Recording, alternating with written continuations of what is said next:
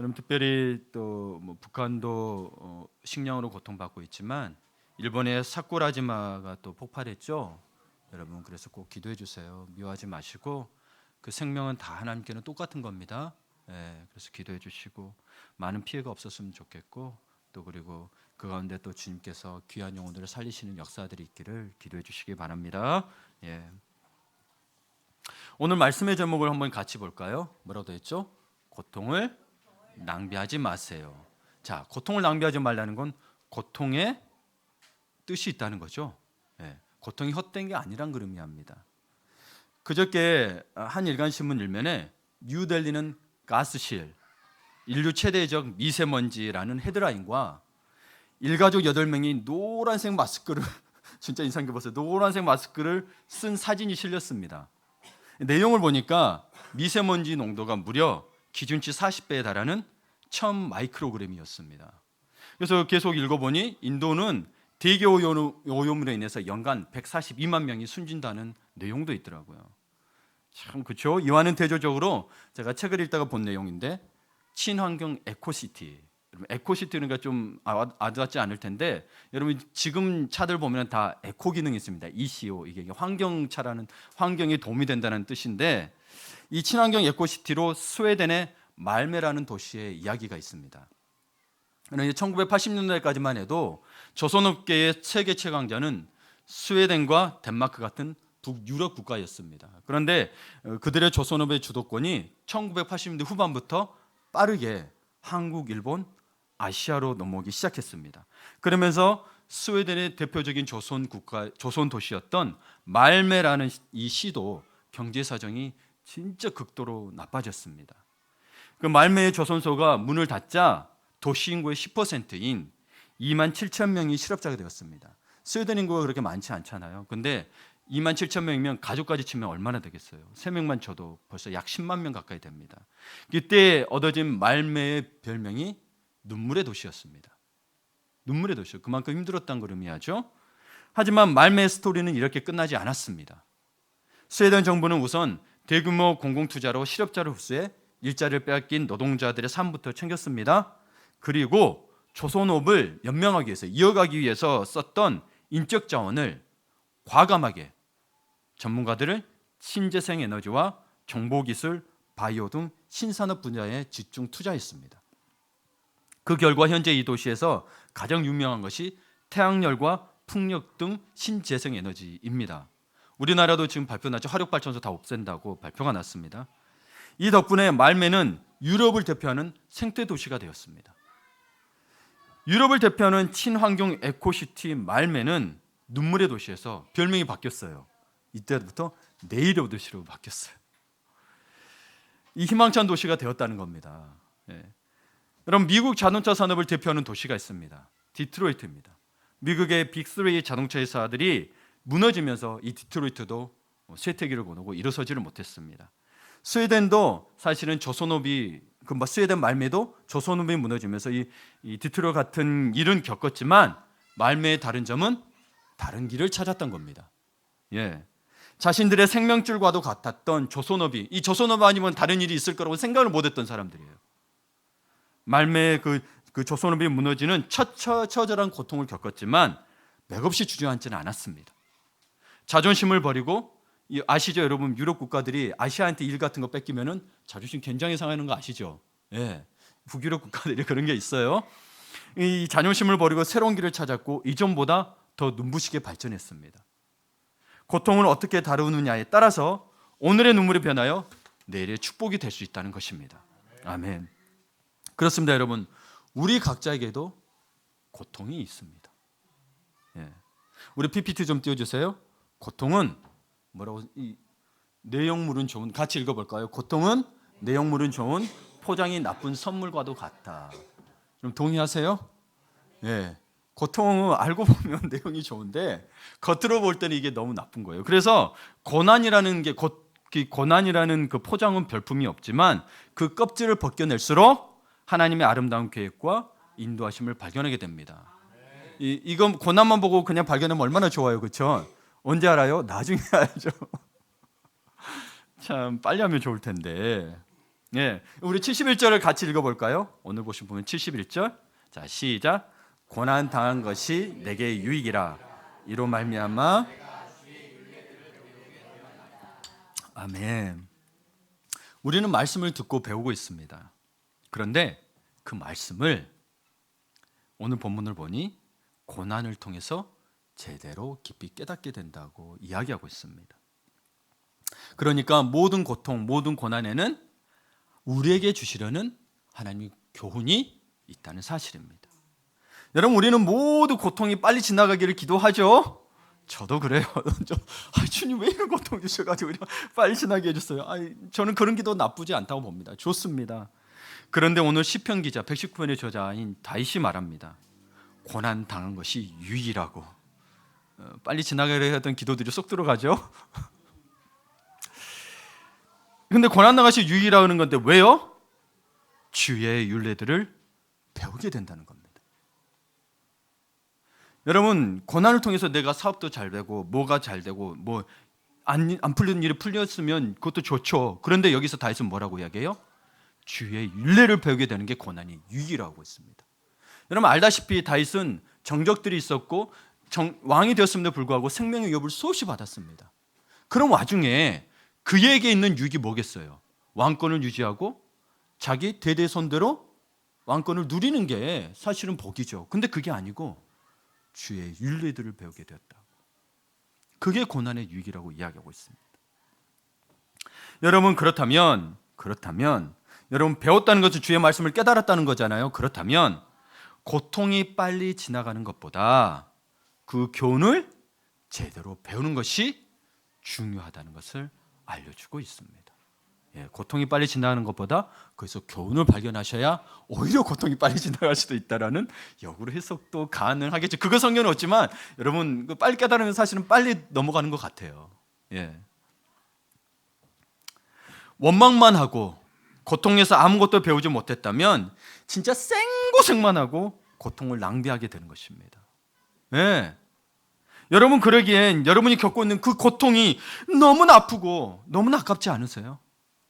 그렇죠? 너무나 아프고 너무나 아깝기 때문에 고통을 통해서만 주어지는 영적인 진리와 놀라운 영적 축복들을 함께 묵상하는 시간이 되시기를 바랍니다. 아멘. 첫 번째로 여러분 알아야 될 게 있습니다. 고통은 영원하지 않습니다. 반드시 끝이 있습니다. 희망적이죠, 그렇죠? 이게 영원하다면 진짜 어떻게 살아요? 끝이 있다는 거예요. 하나님이 인도하시는 길이라고 해서 여러분 탄탄대도라고 계속되는 것이 아닙니다. 좀 착각하지 않으셨으면 좋겠어요. 하나님 믿는 사람들도 고난은 있어요. 그걸 어떻게 대하는 자세가 다른 거지. 세상이 그 어떤 좋은 길도 때로는 캄캄한 터널을 통과해야만 합니다. 여러분이 어떤 계획들을 세웠을 때 이거는 정말 모든 일이 순탄해야 될 거 했을 때 여러분 그 와중에 정말 하나도 문제없이 된 적 있으세요? 없어요. 봐보세요. 인생의 가파른 오르막도 올라가게 되어 있습니다. 그러나 지나가 보면 힘들었던 그 길이 오히려 더 빨리 더 멀리 가게 되는 축복이었음을 알게 됩니다. 아직도 모르면은 또 고난이 길어져요. 저주가 아닙니다. 고난이 유익이라고 그랬습니다. 이 고통, 고난의 시간도 하나님의 섭리 가운데서 인도하시는 하나님의 손길의 일부분으로 이해해야 합니다. 하나님의 섭리를 다 알 수 없습니다. 전도서도 우리 새벽기도 때 묵상을 했잖아요. 여러분 아시다시피 여러분 하나님의 지으신 것은 모두 선하다 그랬습니다. 선하다 그랬는데 왜 고통이 있는 걸까요? 하나님이 통치하고 다스리시는데 왜 고통이 있냐는 거죠. 그를 전도자는 이야기합니다. 하나님의 섭리라고. 그러니 고통을 하나님께서 우리에게 주신 게 아니고요. 우리를 고통 가운데 내버려 두신 거예요. 왜? 그걸 통해서 고난이 유익을 주기 위해서 하나님의 율례를 깨닫기 위해서라는 사실을 여러분 깊이 깨달으셔야 돼요. 하나님 나는 왜 이런 고통을 받아야 돼요? 라고 계속하면 율례를 못 깨닫고 오히려 여러분 더 고통 속에 있을 수도 모릅니다. 여러분 그래서 그렇기 때문에 고통의 때는 통과하는 것이지 머무는 게 아닙니다. 반드시 고통을 지나게 돼 있는데 거기서 주는 하나님의 법을 깨달으셔야 한다는 겁니다. 여러분 시편 23편 4절 한번 띄워주실래요? 같이 읽어볼게요. 내가 사망의 음침한 골짜기로 다닐지라도 해를 두려워하지 않을 것은 주께서 나와 함께 하심이라. 아멘. 여기 보면 내가 사망의 음침한 골짜기로 다닐지라도, 한국말의 그 뉘앙스가 보면 내가 고통의 골짜기 안에서 탈출구도 없이 계속 헤매는 것처럼 보여요. 그럼 거기서 그냥 하나님만 바라보고 있는 것처럼 보이죠. 내가 그 다음 볼까요? 영어로 한번 봐볼게요.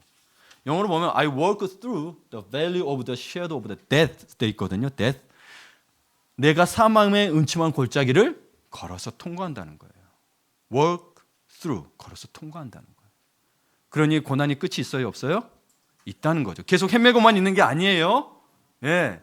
우리 말이 입말에 안 담고 있다 그게 아니에요. 우리 말이 주는 뉘앙스가 좀 그렇다는 거예요. 그래서 영어로 보면 정확한 표현들이 있습니다.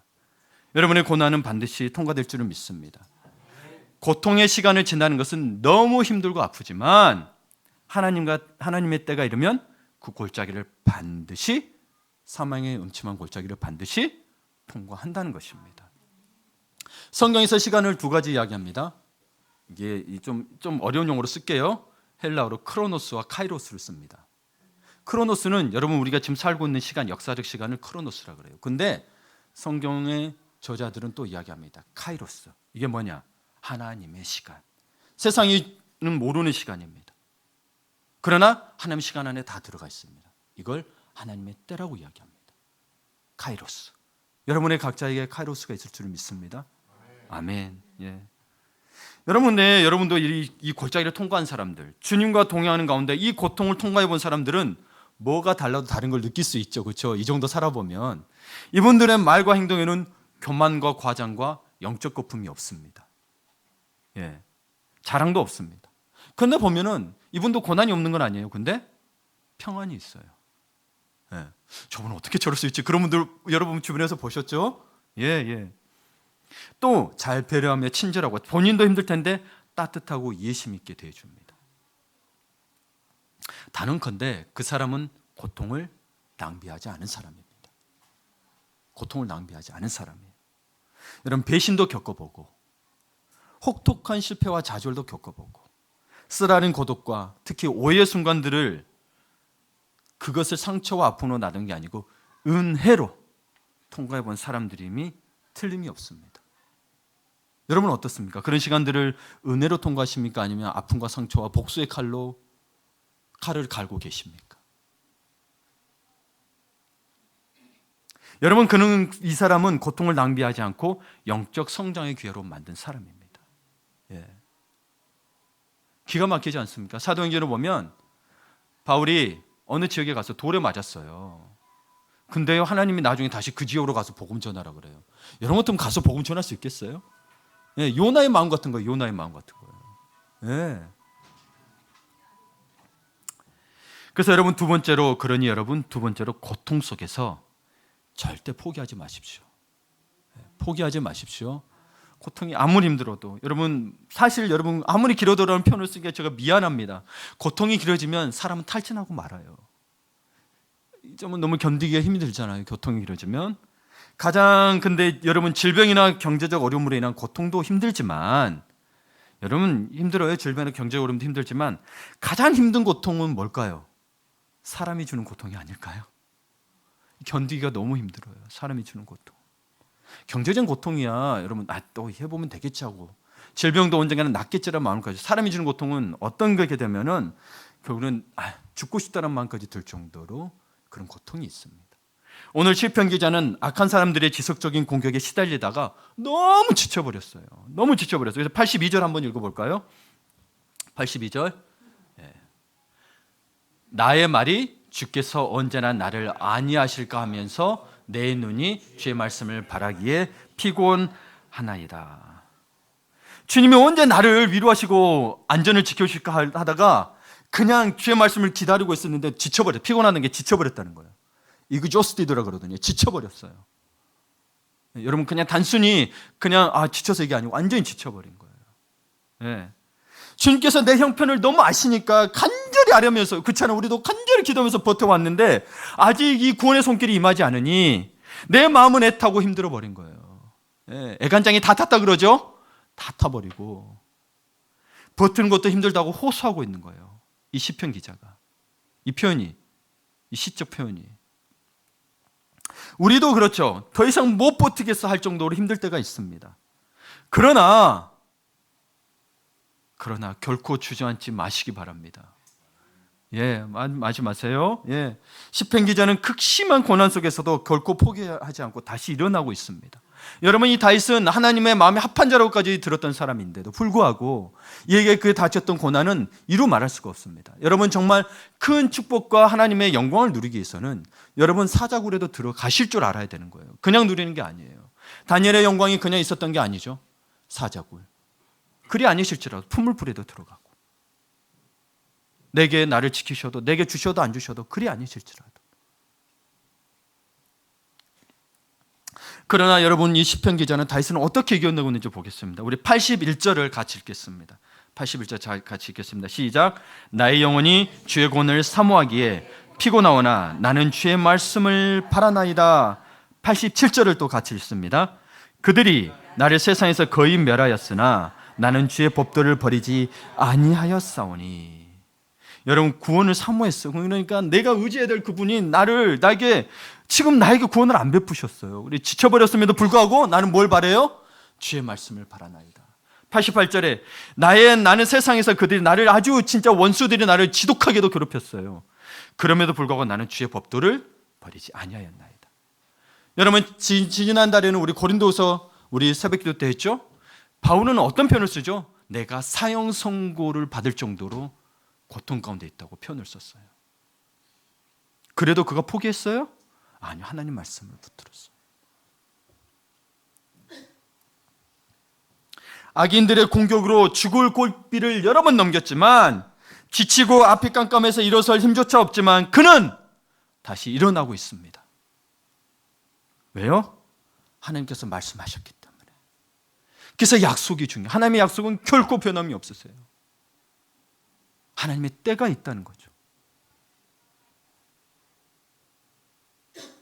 그래서 여러분, 지금 우리 교회가 또 새벽기도 때 요한계시록 하고 있잖아요. 7교회의 공통된 점이 뭐예요? 인내라는 거죠. 믿음을 지키라고 이야기하고. 믿음을 지키라고. 그러면서 유일하게 7교회 중에 다 칭찬을 하고 책망을 했는데 유일하게 책망하지 않은 교회가 하나가 있습니다. 무슨 교회죠? 전사님 무슨 교회예요? 예, 서머나교회예요. 너가 죽기까지 충성했다라고. 너가 환난을 당하고 너희가 고통을 당하지만 너희가 부요한 자라고 이 예수님이 말씀해 주세요. 우리의 눈에 보이는 것들을 보지 않았으면 좋겠습니다. 그러면서 칭찬합니다. 너가 끝까지 충성했구나. 이 다윗도 마찬가지입니다. 하나님이 나를 붙들고 계신다라는 믿음이 있으니 어떤 고난이 닥쳐도 다시 일어서는 겁니다. 내 고난이 강한 게 아니고 하나님의 말씀이 더 강하다는 거예요. 죽음도 이기시고 승리하신 그 예수님, 그 말씀들이 여러분 우리의 고난을 이기지 못하겠습니까? 고난을 통해서 하나님의 뜻이 있다는 거죠. 야고보서에 나와 있죠. 왜 고난 가운데 드세요? 고난을 통해 인내를 이루게 하신다고 그러죠. 그리고 너를 온전하게 하고 조금도 부족함이 없게 하리라고 말씀하고 있습니다. 우리가 고난을 견뎌야만이 그걸 받을 그릇이 된다는 거예요. 사실은 그냥 주기에는 지금 안 된다는 거예요. 이 다윗은 고통 가운데 있었음에도 그것을 견디는 힘이 있었습니다. 뭐죠? 시편을 또 뭐라 그래요? 복 있는 기도라 그러죠. 기도예요. 이 절절한 기도예요. 다윗은 고통을 기도로 이겼습니다. 그래서 우리의 삶도 고통을 견디는 중요한 힘은 기도입니다. 기도입니다. 기도는 우리의 시선을 우리의 원하는 바도 구하는 게 있지만 기도의 목적은 여기에 있습니다. 우리의 시선을 우리가 앞에 있는 고통 환경에서 하나님으로 옮기게 하는 것이 기도입니다. 이 시편의 기도를 볼 때 그렇다는 겁니다. 그렇기 때문에 우리는 고통 속에서도 말씀과 기도를 쉬지 말아야 합니다. 우리의 고통과 우리의 문제를 먼저 해결하는 게 아니고 기도와 말씀을 쉬지 말아야 합니다. 그래야 끝까지 충성됐다고 이야기합니다. 나는 열심히 신앙생활 한 것 같은데 나중에 가서 주님이 이 게으르고 악한 종아 그래버리면 여러분의 방식이 아니고 하나님 말씀대로 하셔야 착하고 뭐라요? 그 다음 뭐예요? 충성된 종아 이야기하는 거예요. 그래서 여러분 그 달란트 비유에서 볼 때 한 달란트 가진 자에게 한 달란트를 땅에 심어서 뭐라는 게 아니고요. 너가 주인을 잘못 알고 있다는 걸 책망하는 거예요. 하나님 대해서 모르면 자기는 선한 일을 한다고 했지만 자기는 그게 맞은 줄 알고 한 거예요. 한 달란트 가진 자는. 근데 한 주인이 어떤 분인 줄을 몰랐던 거죠. 그래서 여러분 하나님을 아는 게 그렇게 중요한 거예요. 안 그러면 자기 신앙에 굳어서 여러분 다른 사람을 비판하게 됩니다. 벗으셔야 돼요. 말씀대로 순종하셔야 되는 거예요. 말씀대로 순종하셔야 돼요. 내가 이게 옳아 나는 이 정도야가 아니고 하나님 말씀에 나는 내가 보기엔 나는 이 정도밖에 안 되는 것 같지만 말씀이 이렇게 하라 그래. 아, 너 죽기까지 사랑해. 그러면 죽기까지 해보려고 하는 게 그게 순종인 거지.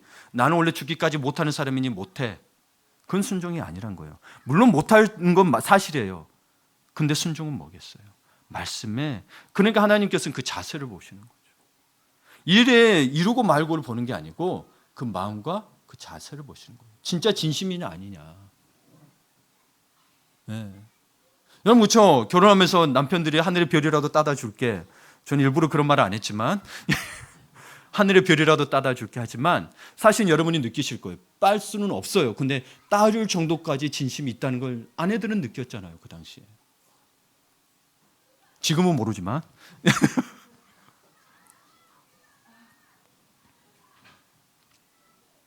그렇기 때문에 여러분 기도의 용사들은 고난의 영광로에서 빚어져 나옴을 잊지 말아야 합니다. 반드시 기도의 용사들은 깊은 고난의 그 영광로로 표현한 거예요. 그냥 불도 아니고 영광로.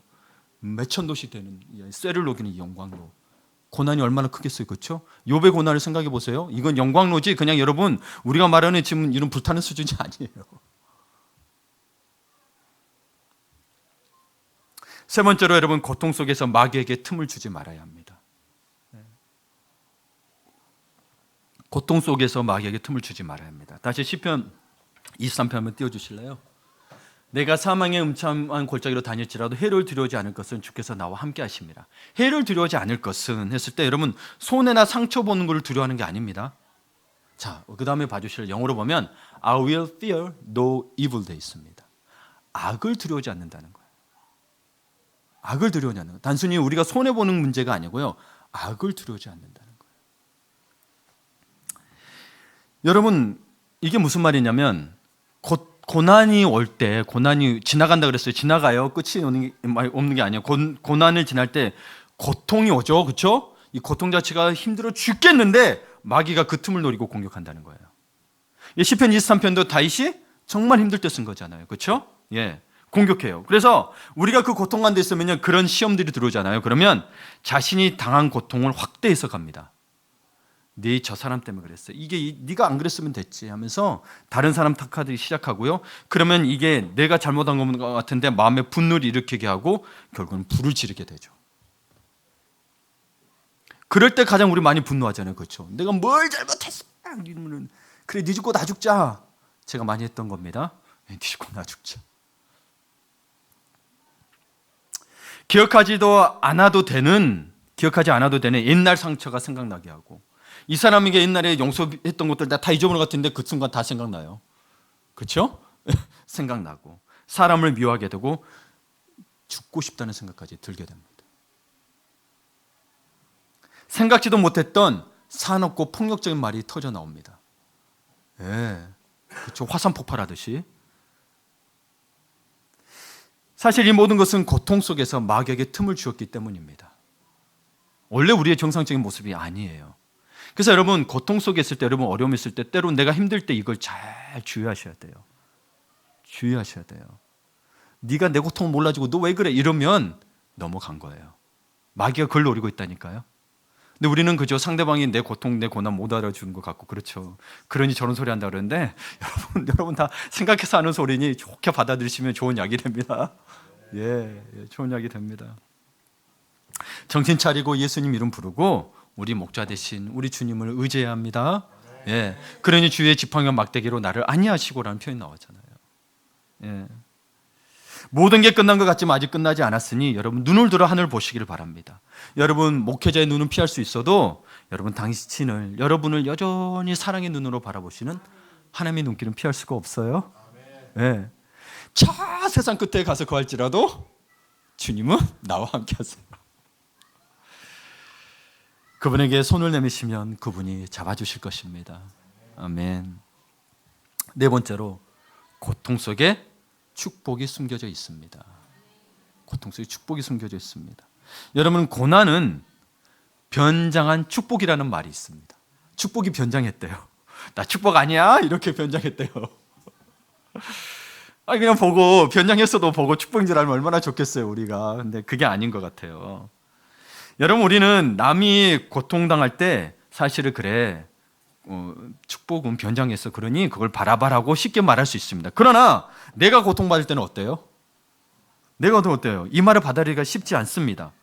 이게 무슨 축복이에요? 따지기 쉽습니다. 다른 사람에게는 너 다른 데 가도 마찬가지야, 이거 감당하고 이겨내야 돼. 근데 나한테 그 고난이 닥치면 나한테는 그런 말 안 해요.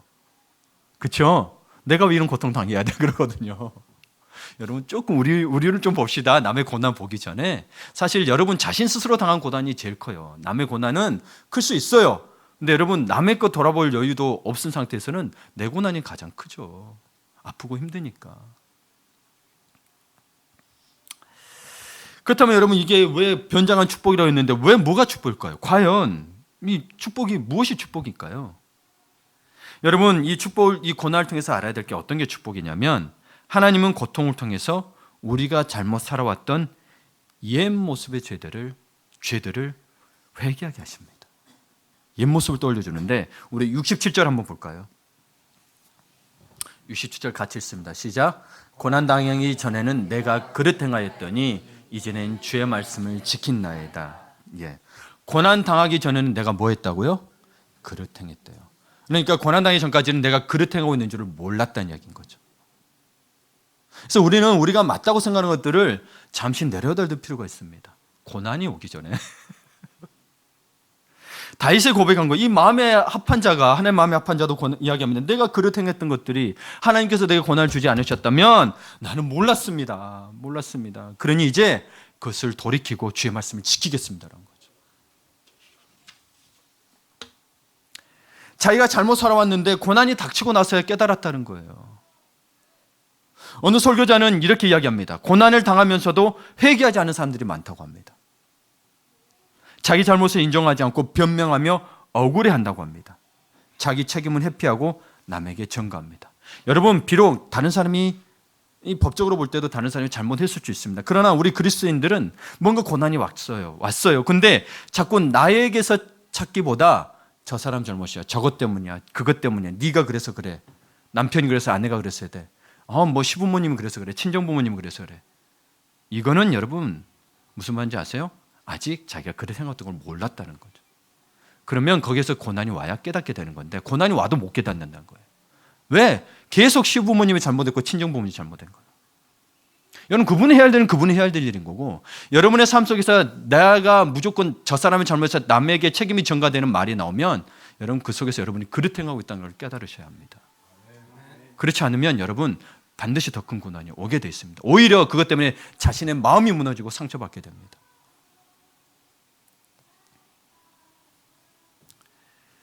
우리 교회가 좀 그래서 그러니 이해 바랍니다. 우리도 아이들도 교육해야 되잖아요. 그렇죠? 우리 새로 오신 분들의 이해를 구합니다. 이 아이들이 미래이기 때문에 그렇습니다.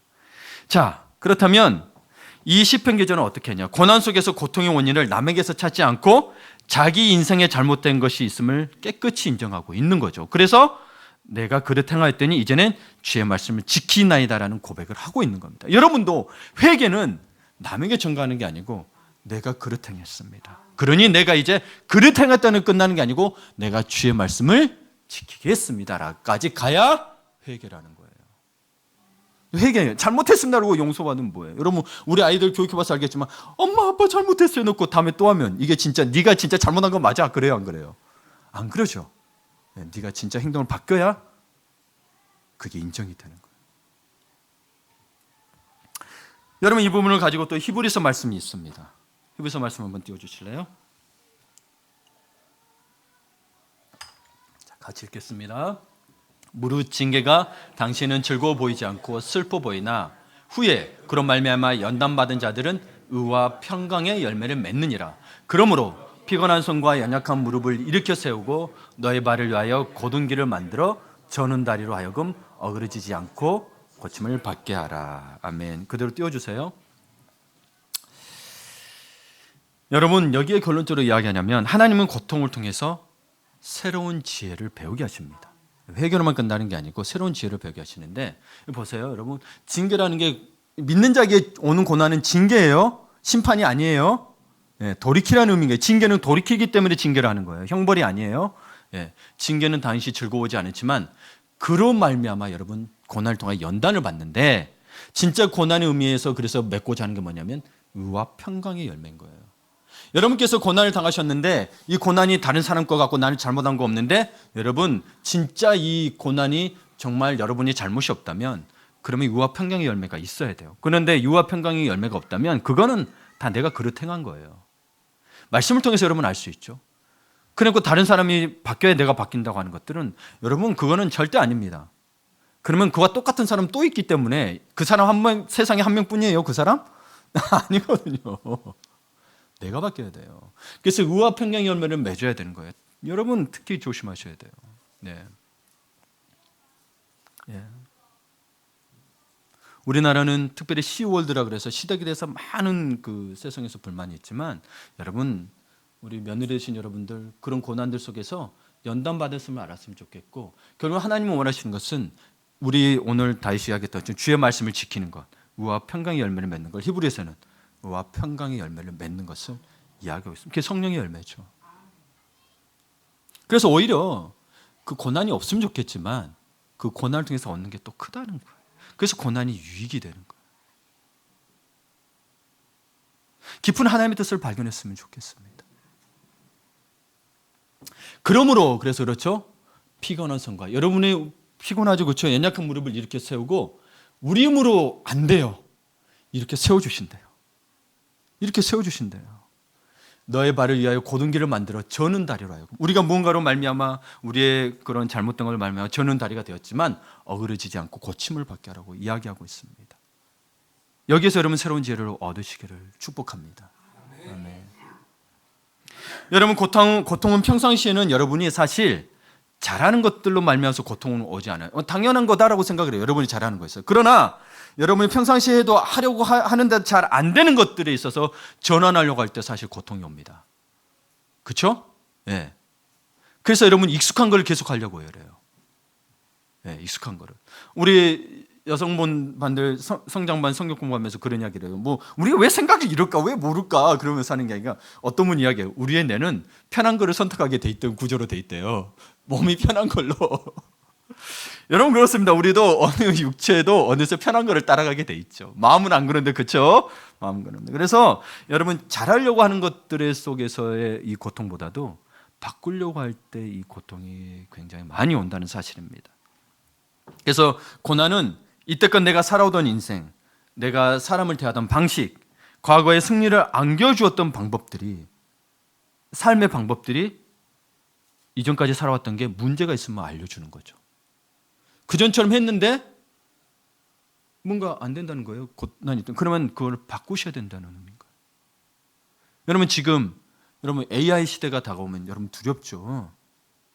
그래요. 막 말로 다 해야 되고 컴퓨터 인식해야 되고 막 사람은 이게 아주 사람도 그냥 버려질 정도가 됐어요. 지금 여러분 살고 있는 게 은혜인데 그 시대 오면 두려워 안 두려워요. 근데 그 시대 받아들여 안 받아들여야 돼요. 받아들여야 돼요. 두렵지만 받아들여야 돼요. 뭔가 근데 그 패러다임을 안 바꾸면 AI 우리가 4차원 시대에서 누려야 될 혜택을 못 누리게 되죠. 뭐 그게 AI 시대를 받아들이면 안 하느냐, 이건 논의하지 않은 게 아니에요. 그 시대가 온다면. 그렇죠? 네, 어떻게 하실 겁니까? 여러분 그래서 고통은 이전 방식으로 계속 열심히만 해서는 안 된다는 것을 알려주는 지혜의 도구라고 성경학자들은, 복음제학자들은 이야기하고 있습니다. 다시요. 고통은 이전 방식으로 계속 열심히 하는 거 중요한데 이전 방식으로 열심히만 해서는 안 되는 것을 알려주는 지혜의 도구인 거예요. 여러분 지금 뭔가 힘든 게 있습니까? 근데 바꾸는 게 어렵습니까? 한번 고민해 보시라는 이야기입니다. 고난이 없었다면 여러분 생각해 보세요. 뭘 새롭게 바꿔봐야겠다는 절박감이 없습니다. 고난이 닥쳐야 바꿔야 되는 걸 알게 되죠. 여러분 아이들도 그렇죠. 아이들의 뭐 교육하다가 이 아이가 봐봐요. 아무 말 안 했다가 갑자기 이야기가 그것 때문에 갑자기 분노하고 막 화내고 이상해져요. 정신과까지 가게 되면 그때 되면 어때요? 그때서야 돌아보죠. 내가 잘못했나? 그러기 전에. 근데 고난이 이게 나쁘다는 의미는 아니에요. 고난이 오니 절박감이 느끼니 내가 이걸 바꿔야겠다는 마음이 드는 거죠. 그걸 이끄신다는 거죠. 하나님께서 고난을 통해서. 여러분 봅시다. 수십 년간 도시를 먹여 살렸던 조선업이 망해버리는 말매의 눈물이 있었기 때문에. 그렇죠? 이 사람들은 조선업 아니고는 다른 생각을 안 했어요. 눈물의 도시로 불렸단 말이에요. 말매의 눈물이, 그 고통이 있었기 때문에 스웨덴 사람들은 친환경 에코시티로 가는 새로운 미래를 붙잡을 수 있었습니다.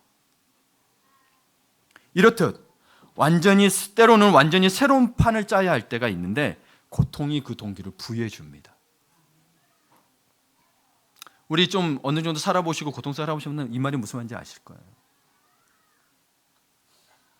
고통에 대해서 지금 한국에서 좀 그래도 건강하게 크고 있는 그 젊은 목사님이신데 한옥 목사님, 새로운 교회 한옥 목사님이 고통에 대해서 이렇게 이야기합니다. 고통 속에서 포기하지 않고 견디는 것은 좋은데 이전에 해오던 방식을 하나도 바꾸지 않고 옛날 방식 그대로 더 조급하고 조급스럽게 일하면서 버티는 사람들이 많다. 이것은 고통에서 아무것도 배우지 못한 것이다.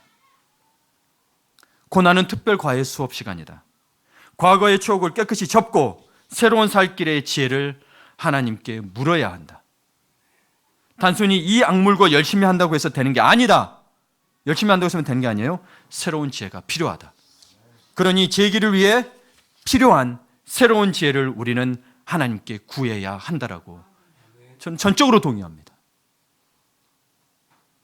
새로운 지혜를 구하십시오. 과거 거 자꾸 붙들지 마시고. 여러분 75절을 이제 보겠습니다. 결론으로 가려고 합니다. 75절 함께 읽을까요? 여호와여 내가 알거니와 죄 심판은 의로우시고 주께서 나를 괴롭게 하심은 아멘. 주님이 나를 괴롭게 한대요. 왜요? 주님이 성실하시기 때문에. 내 마음껏 내 기도 모임에 가야 된다는 마음이 있어. 그래서 못 가니까 너무 괴로워. 왜요? 주님이 성실하시기 때문에. 내가 말씀을 봐야 돼 아침에. 근데 안 봤어. 너무 괴로워. 왜요? 주님이 성실하시기 때문에. 보고 기도하라는 거죠. 네. 그 외에 없어요. 여러분 성경의 신앙에 있어서는 정도가 있는데 기도와 말씀 외에는 없어요. 그래서 매일매일 기도 말씀 보기를 원하며 우리의 양육과 훈련반을 그렇게 살아라고 하는 거죠. 여러분 다 하셔야 돼요. 양육반 최소한 하셔야 돼요. 나는 하고 있으니 나는 피하고. 아니에요. 그러시면 안 돼요. 나는 잘 살고 있어요. 그 여러분 자기 신앙이에요. 제가 보기에는 아닌데. 영적인 거를 판단할 때 여러분 목회자의 의견을 잘 중시하셔야 합니다. 성경을 가지고 근거로 하기 때문에. 여러분이 만족하는 신앙생활 수준이 아니고요. 성경에서 말하는 수준이 그게 진짜 신앙이죠. 자꾸 여러분 우리 교회들이 신앙의 수준을 낮춰버렸어요. 성경에서 말하는 수준이 아니고 이 사람이 원하는 수준으로 낮춰버렸어요. 그럼 누구의 말을 듣는 거죠? 그렇죠. 아니 우리는 여러분 교회는요 수준이 높은 곳이에요. 하나님을 만나는 곳인데 여러분 수준을 낮추지 마십시오. 여러분 최소한 대학 입학 시험 하는데도 여러분 학원까지 다니면서 열심히 하면서 왜 하나님의 말씀은 나중에 하려고 하십니까? 여러분 이슬람 교도들이 왜 그렇게 더 극성인 줄 아세요? 어릴 때부터 학교 보내기 전부터 코란 과외시켜요. 코란을 과외시켜요. 그러니까 그래 열성부자가 되는 거예요. 목숨 걸고 하는 거예요. 생명 걸고 하는 거예요. 제가 어릴 때부터 그러란 말은 아니잖아요. 그렇죠 여러분? 최소한 여러분 상권도 사실한 이야기죠. 악인들 때문에 억울하고 극심한 고난을 오랜 세월 겪었던 다윗은 그 와중에도 하나님의 의로우심과 성실하심을 느꼈던 겁니다. 하나님 나만 왜 이래요? 나는 왜 이래 살아야 되는가 아니라 그 속에서 하나님의 의로우심과 성실하심을 느꼈던 겁니다. 여러분 고난 속에서 하나님의 의로우심과 성실하심을 발견하고 있습니까? 그렇다면 그 고난을 여러분은 낭비하지 않고 있는 것입니다. 그걸 발견하지 못했다면 고난의 낭비입니다. 그냥 고통입니다. 가서 진통 좀 맞으십시오.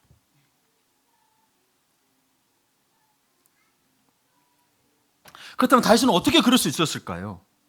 여러분 우리가 인생이 형통할 때는 뭐가 다 잘 되고 막 축복받은 것 같으면 하나님의 사랑을 믿는 건 쉽습니다. 하나님의 축복을 믿는 건 쉽습니다. 그러나 억울한 고난을 당하면서 하나님의 사랑을 믿는 것, 거기에도 하나님의 섭리가 있다는 것, 하나님의 성실하심과 하나님의 신실하심을 깨닫는다면 정말 성숙한 믿음입니다. 이 믿음을 바울도 이야기하고 너희가 온전해지기를 바라는 게 이 성숙한 믿음을 이야기하는 거예요. 시편 기자는 고난 속에서 지극히 높은 신앙의 세계로 올라선 것입니다. 상담 전문가로 유명한 데이빗 시멘즈 목사님이 있습니다. 그의 아들이 3살쯤 되었을 때 발이 삐뚤게 태어나서 정상적으로 걷기 어렵다는 충격적인 말을 들었습니다. 그러나 의사는 한 가지 방법이 있다고 했습니다. 매일 아침 저녁으로 아빠가 30분씩 병으로 이 아이의 발을 잡고 밀어주는 것인데 아이가 아무리 고통을 호소해도 꾹 참고 그렇게 해줘야 한다는 것입니다. 엄마들은 절대 못하겠죠. 아빠들도 못해요. 가서 울어요. 아빠들도. 애들 혼내게 때려 놔서 뒤에 가서 울어요. 안 운 것 같죠? 울어요. 지금 생각해도 눈물이 날려고 그러지만 마음이 아파요. 이 목사님이 실제로 해보니 너무나 힘든 일이었어요. 아이는 고통을 참지 못하고 30분 내내 아침 저녁으로 비명을 지릅니다. 아빠 싫어, 아빠 미워, 그만해. 몇 초 됐습니다. 그래도 아버지는 눈물을 머금고 이를 악물고 계속 치료를 했습니다. 10수년이 지난 후 완전히 회복된 건강한 두 발로 이 아이는 자기 학교의 테니스 대표 선수가 되었습니다. 당시 아버지를 원망했던 아들은 항상 아버지에게 그때 일로 고맙다고 합니다. 여러분 지금 여러분 하나님께 고맙다고 한 일 있죠? 과거에 어떤 일로? 하나님의 사랑이 하나님이 나를 사랑하신다면서 왜 이런 고난을 허락하는지 지금 당장 이해할 수 없을 수 있습니다. 그러나 알지는 못하지만 하나님의 사랑과 지혜를 믿기에 이해가 안 돼도 받아들입니다. 하나님이 실수가 없으심을 믿고 감사하며 담담히 고난을 겪는 것입니다.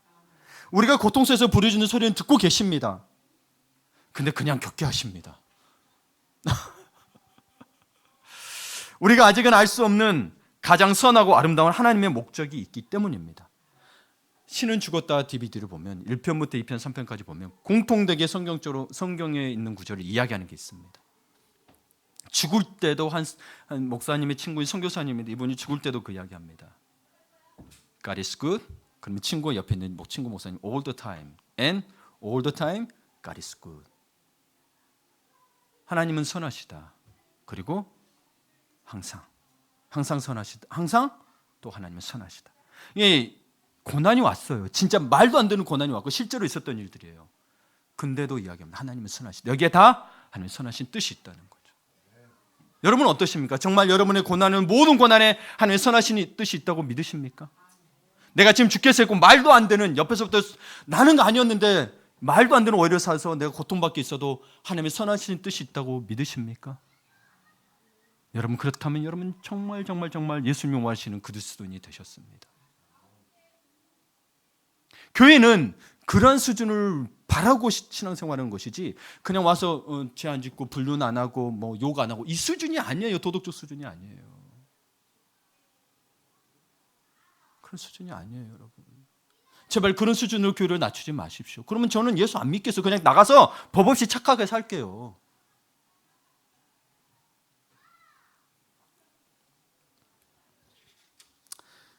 여러분 그나마 우리가 하나님의 숨겨진 뜻을 어렴풋이나마 깨닫게 해주는 것이 하나님의 말씀입니다. 시편 기자는 고통 속에서 하나님의 말씀이야말로 가장 귀중한 보배라는 것을 깨닫습니다. 72절을 함께 읽습니다.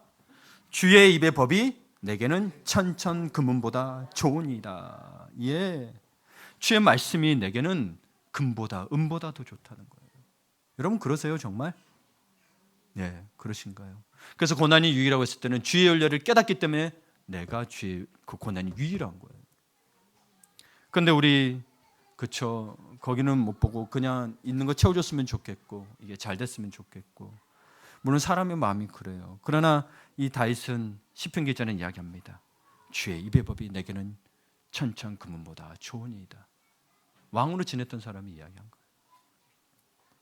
여러분 몸에 좋은 산삼이나 인삼은 그냥 대충 삶아서 씹어서 삼켜야 돼요? 아니면 오래오래 씹어야 돼요? 오래오래 씹어야 되죠. 이게 아주 그냥 입에서 녹을 때까지 씹으라고 하는데 왜죠? 그래 몸에 더 좋기 때문이죠. 그렇죠? 여러분 고통스러울수록 쓰죠. 약초들 쓰죠. 고통스러울수록 하나님 말씀을 간절히 묵상해야 생명수가 흘러나옵니다. 사마리아 여인이 정말 고통 가운데 있었을 때 주님의 말씀하신 생수를 맛보아서 마을에 돌아가서 정말 담대하게 하나님의 말씀을 전했습니다. 내가 누구를 만났는지 아냐고. 여러분 어떻습니까? 여러분도 그 생수의 맛을 깊이 음미하기를 축복합니다. 아멘. 여러분 simply trusting every day, 그냥 간단하게 믿으시면 매일. 다른 방법이 없어요. 사실 고민할수록 해결이 안 돼요. 그러니 제가 마지막으로 여러분 말씀하시는 거 시편 37편 5편을 읽어드립니다. 내 길을 여호와께 맡기라. 그를 의지하면 그가 이루시고. 아멘. 아멘. 우리 함께 찬양하겠습니다.